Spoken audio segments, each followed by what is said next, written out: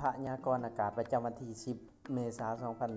2026ประเทศลาวนี้ยังตกอยู่ภายใต้ความกดดันต่ำของอากาศร้อนในระดับปานกลางบวกกับกระแสลมตะวันตกพัดผ่าน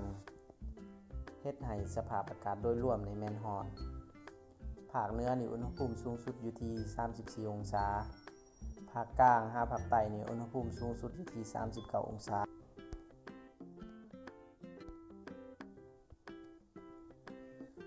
มาเบิ่งลมนี่ก็จะมีกระแสลมตะวันตกพัดผ่านทางภาคเหนือนี่ความไวลมนี่อยู่ที่12-18 กิโลเมตรต่อชั่วโมงส่วนภาคกลางและก็ภาคใต้นี่ความไวลมอยู่ที่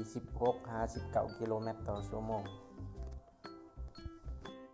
มาเบิ่งฝนนี่วันที่10นี่จะบ่มีฝนจะบ่ตกมาเบิ่ง PM 2.5 นี่ทางภาคเหนือนี่ก็ยังอยู่ในระดับสูง